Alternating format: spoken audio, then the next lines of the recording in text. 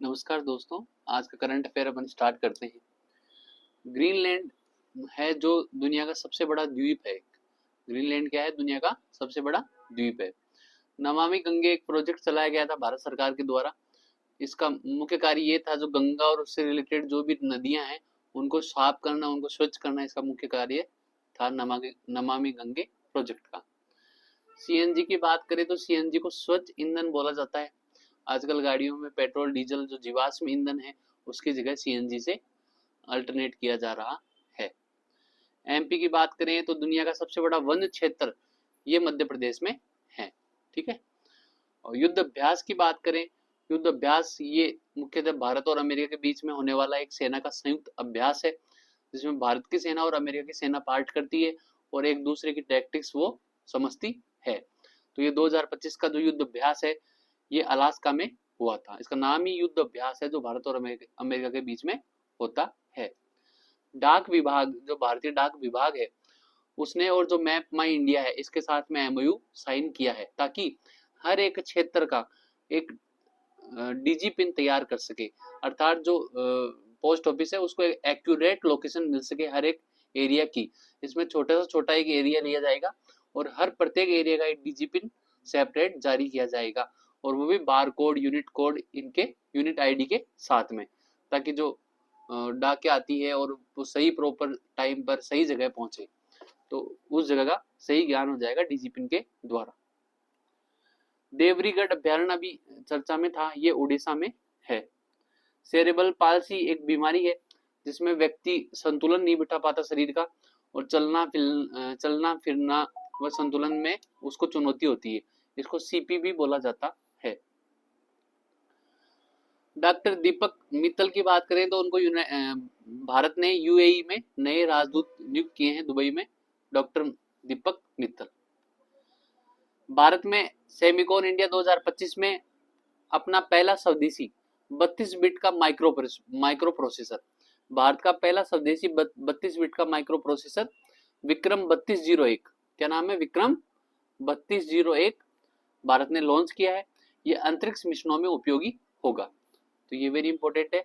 Semicon India जो चल रहा है भारत में, उसके अंदर ये विक्रम 3201 भारत ने लॉन्च किया है। खुद का माइक्रो प्रोसेसर है भारत का स्वदेशी। अभ्यास मैत्री की बात करें, जैसे अभ्यास युद्ध अभ्यास की बात करा तो युद्ध अभ्यास भारत और अमेरिका के बीच में होता है, वैसे अभ्यास मैत्री भारत और थाईलैंड के बीच में आयोजित होता है, और ये इसका 14 संस्करण है। सीन गुड वस्तुओं की बात करें, सीन गुड वस्तुओं की बात करें, सिन का अर्थ है पाप, और सिन गुड्स की बात करें, गुड्स मतलब वस्तुएं, तो इसका अर्थ है वे उत्पाद जो स्वास्थ्य और समाज इन दोनों के लिए हानिकारक होते हैं, उन्हें सीन गुड्स बोला जाता है। जैसे तंबाकू है, शराब है, जुए हैं, या विलासिता की कुछ ऐसी वस्तुएं हैं, उन पे अब सीन गुड्स टैक्स लगेगा। ये जो जीएसटी की अभी 56वीं मीटिंग हुई, उस मीटिंग में ये तय किया गया। लगभग सितंबर से ये टैक्स लगभग 40% टैक्स उन वस्तुओं पर आरोपित किया जाएगा। तो समाज और स्वास्थ्य दोनों के लिए जो हानिकारक वस्तुएं हैं वो है तंबाकू, गुटखा, पान मसाला, सिगरेट, मादक पेय, मीठा पेय, ये सभी उसमें आते हैं। और जीएसटी की जो 56वीं मीटिंग हुई, उस मीटिंग में सिगरेट, शराब और लग्जरी सामान पर 40% सिन टैक्स लगाने की बात कही गई है, और लगभग 22 सितंबर से ये लागू हो जाएंगे। और जुए व विलासिता की वस्तुओं को भी सिन गुड्स में शामिल किया गया है, अर्थात उस पर भी सिन टैक्स लगेगा। वर्ल्ड बॉक्सिंग चैंपियनशिप ये लिवरपूल में होगी, और इसमें भारत की तरफ से लवलीना बोरगोहन, निखत जरीन व पुरुष भारतीय टीम इसमें भाग लेगी बॉक्सिंग टीम में। यूपीएस की बात करें, इसको यूनिफाइड पेंशन स्कीम बोलते हैं। जो न्यू पेंशन सिस्टम है उसके अंदर ही एक प्रोजेक्ट है, और 2024 से ये स्टार्ट की गई यूनिफाइड पेंशन स्कीम, और सरकार ने इसके नियम जारी किए हैं अभी, और 1 अप्रैल 2025 से ये लागू हो चुकी है। इसमें ऐसे है कि जो व्यक्ति एनपीएस व ओल्ड पेंशन सिस्टम व एनपीएस के बीच में कुछ कोऑर्डिनेशन करना चाहते हैं, वो यूपीएस में शामिल हो सकते हैं। उन केंद्रीय कर्मचारियों के लिए हैं जो पुरानी पेंशन योजना व न्यू पेंशन योजना के मध्य संतुलन चाहते हैं, तो उनके लिए यूपीएस स्कीम है। जॉर्जियो अरमानी के जो भी आप शोरूम देखते हो, उनके पीछे एक व्यक्ति है जॉर्जियो अरमानी, इनका 91 की उम्र में निधन हो गया है। ये फैशन डिजाइनर थे, इनको किंग जॉर्जियो भी बोला जाता था। महिलाओं का वनडे वर्ल्ड कप 2025 ये भारत व श्रीलंका में आयोजित होगा सितंबर में। ठीक है। चांदी के जो सोने के जो गहने हैं उन पे आप देखते हो ISI हॉलमार्क होता है, वैसे ही चांदी के गहनों पर भी HUID हॉलमार्क अब 1 सितंबर से लागू करना अनिवार्य है। लेकिन ये उनकी जो विक्रेता है उनकी चॉइस पे है कि कुछ विक्रेता इसको लगाएंगे कुछ नहीं लगाएंगे, पूर्णतः अनिवार्य नहीं है HUID। राजस्थान वित्त आयोग के जो नए अध्यक्ष बने हैं वो अरुण चतुर्वेदी साहब है और ये 7वें अध्यक्ष बने हैं 2025 से 2030 की अवधि के लिए, 5 सालों के लिए।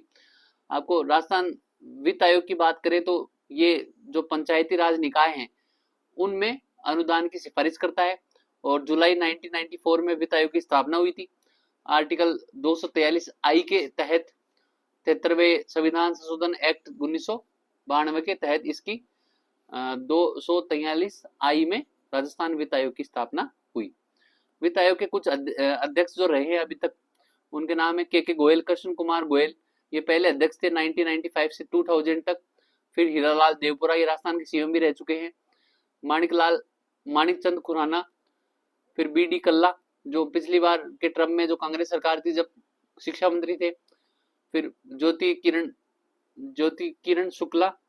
फिर बात करें प्रद्युमन सिंह 2020 से 25 के बीच में छठे वित्त आयोग के अध्यक्ष थे। वह 7वें अब जो है वो है अरुण चतुर्वेदी। फिर बात करें मिस यूनिवर्स इंडिया 2025, ये खिताब जीता है मणिका विश्वकर्मा जो गंगानगर राजस्थान से हैं। अब इस खिताब के द्वारा ये अब मिस यूनिवर्स जो प्रतियोगिता होगी थाईलैंड में उसमें पार्टिसिपेट करेगी 2025 वाली में। तो मणिका विश्वकर्मा आप नाम याद रखना। MDM मथुरा दास माथुर जो क्रिकेट अवार्ड है ये हर साल दिया जाता है सीनियर वर्ग व जूनियर वर्ग में। तो सीनियर वर्ग में मिला है महिपाल लोमरोर, लगभग 2-3 बार ये पदक जीत चुके हैं। और जूनियर वर्ग में मिला है कार्तिक शर्मा को। भारतीय अंगदान दिवस ये 2 अगस्त को मनाया जाता है, 2025 को मनाया गया और राजस्थान को 2 श्रेणियों में इसमें अवार्ड मिला है। इसमें emerging state in organ donation and transplantation, in organ donation व ट्रांसप्लांटेशन में इमर्जिंग स्टेट का अवार्ड मिला राजस्थान को। दूसरा अवार्ड मिला है excellence in promotion of organ donation. फिर बात करें रारह ग्राम पंचायत प्रदेश की पहली डिजिटल साक्षर ग्राम पंचायत होगी राजस्थान की। जो CM भजनलाल शर्मा है इनके द्वारा 79वां जो स्वतंत्रता दिवस है 15 अगस्त 2025 को बनाया गया और इसमें सर्वश्रेष्ठ सरपंच का अवार्ड मिला है दिव्यांश M भारद्वाज जो आवा टोंक जिले से हैं। टोटल ग्राम पंचायत राजस्थान में 11,341। ठीक है। PM फसल बीमा योजना की बात करें तो 18 फरवरी 2016 को स्टार्ट हुई थी। किसानों को खरीफ की फसल पर लगभग 2% प्रीमियम देना होता है, रबी की फसल पर 5% 1.5% प्रीमियम देना होता है व व्यापारिक वाणिज्यिक फसलों पर लगभग 5% प्रीमियम किसानों को देना होता है और इन प्रीमियम के बदले किसानों को बीमा मिलता है और जो क्षतिपूर्ति हुई है उसका पूरा भुगतान गवर्नमेंट के द्वारा दिया जाता है। बस ये शर्त है कि क्षतिपूर्ति की जो रिपोर्टिंग है वो 72 घंटे में हो जानी चाहिए। खेड़तल तिजारा जो नया डिस्ट्रिक्ट बना है अलवर से अलग होकर उसका नया नाम अब बढ़तरी नगर किए जाने की प्रस्ताव रखा गया है ललित पवार कमेटी के द्वारा। प्रदेश का पहला पशु सेक्स सॉर्टेड सीमन बैंक ये बस्सी जयपुर में बनाया जाएगा।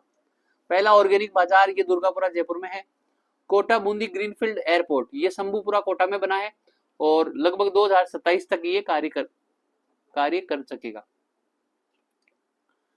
पहला प्रवासी राजस्थानी दिवस पिछली बार जो राइजिंग राजस्थान कॉन्क्लेव हुआ था उसमें डिसाइड किया गया तो प्रवासी राजस्थान दिवस ये 10 दिसंबर को बनाया जाएगा और पहला अब इस साल 10 दिसंबर 2025 को बनाया जाएगा।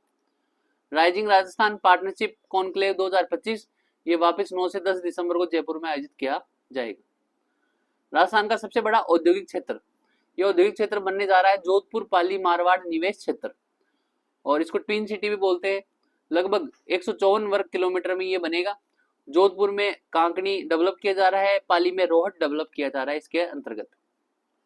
पपीता उत्कृष्टता केंद्र ये दौसा में है बहराखंड में। मधुमक्खी पालन का उत्कृष्टता केंद्र ये टोंक देवड़ावास में बनेगा।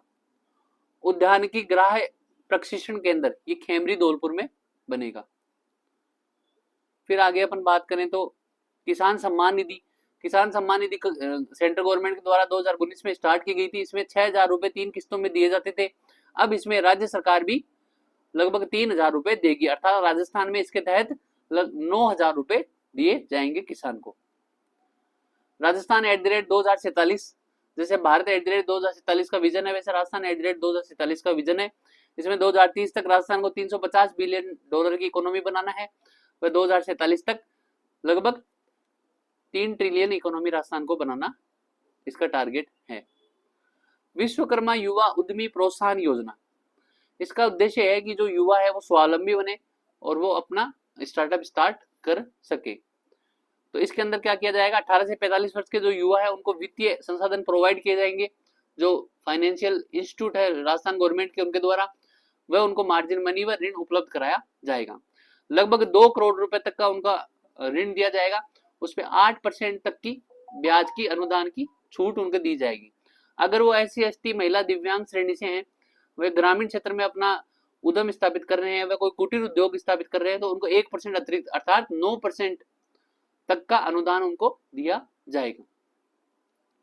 और ऋण पर 25% या मैक्सिमम 5% की 5 लाख रुपए की मार्जिन मनी भी उनको दी जाएगी व्यवसाय के लिए।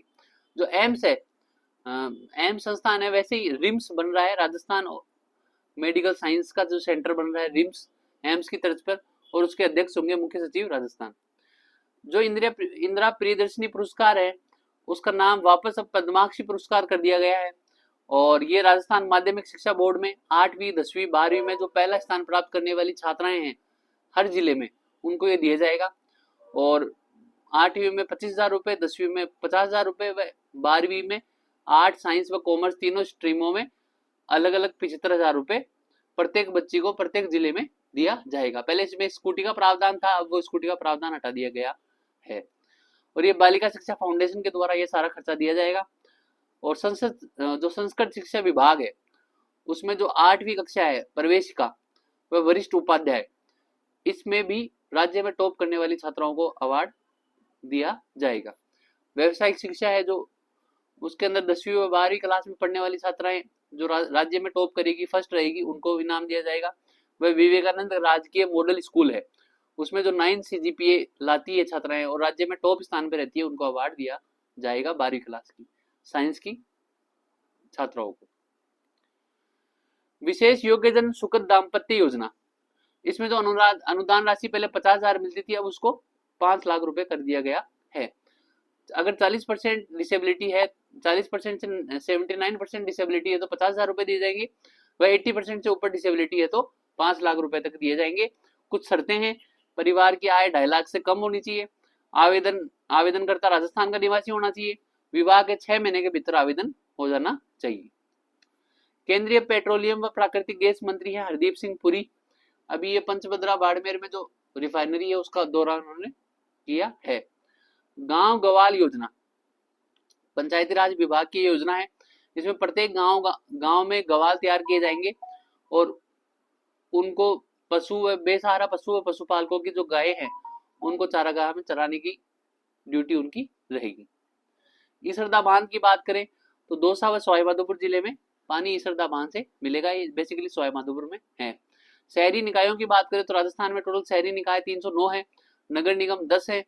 वह पंचायती राज की बात करें तो राजस्थान में पंचायती राज ग्राम पंचायतें हैं 11,341, वह पंचायत समिति है 395, वह कुल जिला परिषदें हैं 41। अंडर 17 कुश्ती चैंपियनशिप में जो भीलवाड़ा की अश्विनी बिश्नोई हैं, इन्होंने गोल्ड जीता है 65 किलो वर्ग में, ठीक है। अंडर 17 कुश्ती चैंपियन ये एथेंस में हुई थी। डूंगरी बांध की बात करें तो डूंगरी बांध बनास नदी पर बना हुआ है और सवाईमाधोपुर जिले में डूंगरी बांध बन के तैयार हो गया है। जो राम सेतु प्रोजेक्ट था उसके अंतर्गत ये डूंगरी बांध बन के तैयार हुआ है। आज के लिए इतना ही, धन्यवाद।